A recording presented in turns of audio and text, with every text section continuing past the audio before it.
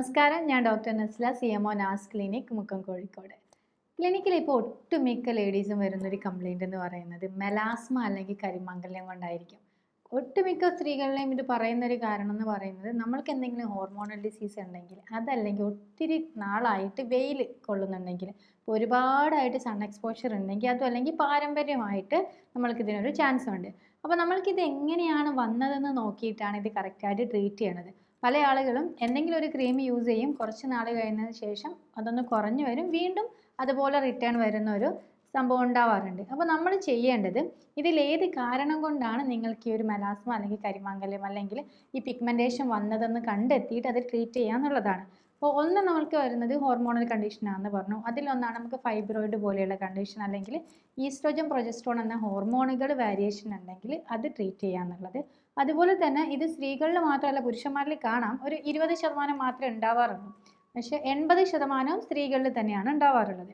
നമ്മൾ ഈ പറയുന്ന ഹോർമോണൽ അസുഖങ്ങളൊന്നും ഉണ്ടോ എന്നുള്ളത് കണ്ടുപിടിക്കുക. അതുപോലെ തന്നെ പിഗ്മെൻറ്റേഷൻ വരാൻ മറ്റൊരു റീസൺ എന്ന് പറയുന്നത് ഡയബറ്റീസ് പോലെയുള്ള ഹോർമോണൽ ഡിസീസുകൾ ട്രീറ്റ് ചെയ്യാതെ പോയിട്ടുണ്ടെങ്കിൽ, അത് കറക്റ്റ് ചെയ്യാതെ പോയിട്ടുണ്ടെങ്കിൽ അത് കാരണം കൂടി പിഗ്മെൻറ്റേഷൻ വന്നേക്കാം. അതേപോലെ തന്നെ നമ്മൾ ശ്രദ്ധിക്കേണ്ട ഒരു കാര്യം, പാരമ്പര്യമായിട്ട് അമ്മയ്ക്ക് മെലാസ്മ ഉണ്ടെങ്കിൽ അവരുടെ കുഞ്ഞുങ്ങൾക്ക് ഉണ്ടാവാനൊരു ചാൻസ് കൂടുതലാണ്. അപ്പം അങ്ങനെ ഉണ്ടെങ്കിൽ നമ്മൾക്ക് പാരമ്പര്യമായിട്ട് വരുന്ന ഒരു ഫീമെയിൽസിൽ മാത്രം കണ്ട് സ്ത്രീകളിലുള്ള രോഗങ്ങൾ ഉണ്ടോ എന്നുള്ളത് നമ്മൾ ശ്രദ്ധിക്കണം. അതുപോലെ തന്നെ ഒരുപാട് നാൾ സൺ എക്സ്പോഷേഴ്സ് ഉള്ള ആളുകൾ, കൂടുതലായിട്ട് വെയിൽ കൊള്ളുന്ന ആളുകളിൽ ഇത് കണ്ടുവരാറുണ്ട്. അപ്പോൾ നമ്മളിത് ട്രീറ്റ് ചെയ്യേണ്ട രീതി എങ്ങനെയാണെന്ന് വെച്ചാൽ, നമ്മൾ ആദ്യം തന്നെ ചെക്ക് ചെയ്യേണ്ടത്, നിങ്ങൾക്ക് ഇങ്ങനെ മെലാസ്മയൊക്കെ വന്നു കഴിഞ്ഞാൽ ആദ്യം തന്നെ നിങ്ങളെ പീരീഡ്സ് റെഗുലർ ആണോ എന്ന് നോക്കുക. നിങ്ങൾക്ക് അധികമായിട്ട് ക്ലോട്ട് പോകുന്നുണ്ടോ അല്ലെങ്കിൽ പീരീഡ്സിൻ്റെ സമയത്ത് പെയിൻഫുൾ ആയിട്ടുള്ളതാണോ ഉള്ളതെന്ന് നോക്കുക. അതുപോലെ തന്നെ പീരീഡ്സ് സമയം തെറ്റിയിട്ടാണോ വരുന്നത് എന്നുള്ളത് നോക്കുക. അങ്ങനെ ഉണ്ടെങ്കിൽ നിങ്ങളൊരു USG അബ്ഡോമൻ ആൻഡ് പെൽവിസ് എടുക്കുക. എന്ന് വെച്ചാൽ അൾട്രാസൗണ്ട് സ്കാനിങ്, വയറിൻ്റെ അൾട്രാസൗണ്ട് സ്കാനിങ് എടുക്കുമ്പോൾ നിങ്ങൾക്ക് എന്തെങ്കിലും തരത്തിലുള്ള സിസ്റ്റുകളോ, ഓവറിയിൽ എന്തെങ്കിലും സിസ്റ്റുകൾ, അല്ലെങ്കിൽ ഗർഭാശയത്തിൽ എന്തെങ്കിലും മുഴകൾ പോലെയുള്ളതുണ്ടോ, അതും അല്ലെങ്കിൽ അതിൻ്റെ കൂടെ നമുക്ക് ബ്ലഡ് ടെസ്റ്റ് എടുക്കുന്ന സമയത്ത് നമ്മുടെ ഹോർമോണിൽ വ്യത്യാസം ഉണ്ടോ എന്നുള്ളത് അറിയാൻ പറ്റും. അങ്ങനെയുണ്ടെങ്കിൽ ആ ഒരു റീസണാണ് നമ്മൾ ട്രീറ്റ് ചെയ്യേണ്ടത്. പകരം അതിൽ ഒരുപാട് നമ്മൾ ക്രീംസുകളൊന്നും അപ്ലൈ ചെയ്യുന്നതല്ല. അതിന് കറക്റ്റ് ആയിട്ടുള്ള ഈ ഒരു പ്രശ്നങ്ങൾ പ്രോപ്പറായിട്ട് ട്രീറ്റ് ചെയ്യാൻ വേണ്ടിയിട്ട് ശ്രദ്ധിക്കണം. അതുപോലെ തന്നെ ജനിതകപരമായിട്ട് വരുന്ന അസുഖങ്ങളാണെങ്കിൽ നമ്മൾക്കിത് വരാനുള്ള ചാൻസ് ഉണ്ടെങ്കിൽ അതിന് മുൻകൂട്ടി അതിന് വരാതിരിക്കാനുള്ള പ്രിവെൻഷനുകൾ എടുക്കാൻ വേണ്ടിയിട്ട് ശ്രദ്ധിക്കണം. പിന്നെ ചെയ്യേണ്ടത്, കൂടുതലും ലേഡീസിലാണെങ്കിൽ PCOD പോലെയുള്ള പ്രശ്നങ്ങൾ ഉണ്ടാവാറുണ്ട്. അങ്ങനെയുണ്ടെങ്കിൽ അത് കറക്റ്റായിട്ട്, അതൊരു ലൈഫ് സ്റ്റൈൽ ഡിസീസാണ്, ജീവിതശൈലി രോഗമായിട്ട് വരുന്നതാണ്. അപ്പോൾ അത് നമ്മൾ ശ്രദ്ധിക്കേണ്ടത് കറക്റ്റായിട്ടുള്ള ഒരു ജീവിതശൈലി നമ്മൾ തിരഞ്ഞെടുക്കാൻ വേണ്ടിയിട്ട് പ്രോപ്പറായിട്ടുള്ള വർക്കൗട്ടുകളും ഡയറ്റും ഫോളോ ചെയ്യുക എന്നുള്ളത്. അപ്പോൾ അങ്ങനെയുള്ള ആളുകളിലൊക്കെ കൂടുതൽ കണ്ടുവരുന്നത് ഇൻസുലിൻ റെസിസ്റ്റൻസ് ആണ്. അപ്പോൾ ഇൻസുലിൻ്റെ സെൻസിറ്റിവിറ്റി കൂട്ടുന്ന തരത്തിൽ ഭക്ഷണം കഴിക്കുക എന്നുള്ളതാണ് നമ്മൾ ചെയ്യേണ്ടത്. അതിൽ ആദ്യം തന്നെ ചെയ്യേണ്ടത്, നമ്മൾ ധാന്യങ്ങളുടെ അളവ് കൂടുതലായിട്ട് കഴിക്കുന്നുണ്ട്, അത് കുറച്ചുകൊണ്ട് വരിക. ഷുഗർ മാക്സിമം കട്ട് ചെയ്യാൻ വേണ്ടിയിട്ട് ശ്രദ്ധിക്കാം. അത് ഏത് തരത്തിലുള്ള ഷുഗർ ആണെങ്കിലും, അതിന് തേനാവട്ടെ, പഞ്ചസാരയാവട്ടെ, ശർക്കരയാവട്ടെ, ഫ്രക്ടോസ് കോൺ സിറപ്പുകളാവട്ടെ, എന്താണെങ്കിലും അതെല്ലാം നമ്മൾ കട്ട് ചെയ്യാൻ വേണ്ടിയിട്ട് ശ്രദ്ധിക്കണം. അതേപോലെ അതിൻ്റെ കൂടെ നമ്മൾ ചെയ്യേണ്ട കാര്യമാണ് എപ്പോഴും ഒരു സൺസ്ക്രീൻ അപ്ലൈ ചെയ്യുക എന്നുള്ളത്.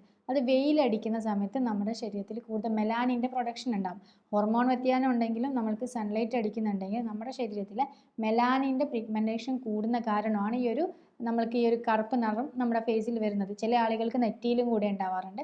അപ്പോൾ അങ്ങനെ വരുന്നുണ്ടെങ്കിൽ നമ്മൾ കറക്റ്റായിട്ട് ഒരു സൺസ്ക്രീൻ അപ്ലൈ ചെയ്യണം. അതിനി നമ്മൾ അടുക്കളയിൽ ഇരിക്കുന്ന ആളുകളാണെങ്കിലും പുറത്ത് ഇറങ്ങുന്നില്ല എങ്കിലും സൺസ്ക്രീൻ അപ്ലൈ ചെയ്യണതാണ് ഏറ്റവും നല്ലത്. അപ്പോൾ നിങ്ങളുടെ സ്കിന്നിന് സ്യൂട്ടായിട്ടുള്ളൊരു സൺസ്ക്രീൻ അപ്ലൈ ചെയ്യാൻ വേണ്ടി നോക്കുക. നല്ല ഡ്രൈ സ്കിന്നുള്ള ആളുകളാണെങ്കിൽ ഡ്രൈ സ്കിന്നിന് സ്യൂട്ടായിട്ടുള്ള സൺസ്ക്രീനാണ് യൂസ് ചെയ്യേണ്ടത്. അതേപോലെ ഓയിലി സ്കിൻ ഉണ്ടെങ്കിൽ ഓയിലി സ്കിന്നിന് കറക്റ്റ് ആയിട്ടുള്ളത്. ഇനി മുഖക്കുരുവൊക്കെ വരുന്ന ആളുകളാണെങ്കിൽ ഓയിൽ ഫ്രീ ആയിട്ടുള്ള സൺസ്ക്രീനുകൾ ഉപയോഗിക്കണം. ഈ സൺസ്ക്രീൻ തിരഞ്ഞെടുക്കുന്ന സമയത്ത് SPF 30 അല്ലെങ്കിൽ അതിന് മുകളിലേക്കുള്ള സൺസ്ക്രീനുകൾ ഉപയോഗിക്കാൻ വേണ്ടി ശ്രദ്ധിക്കണം.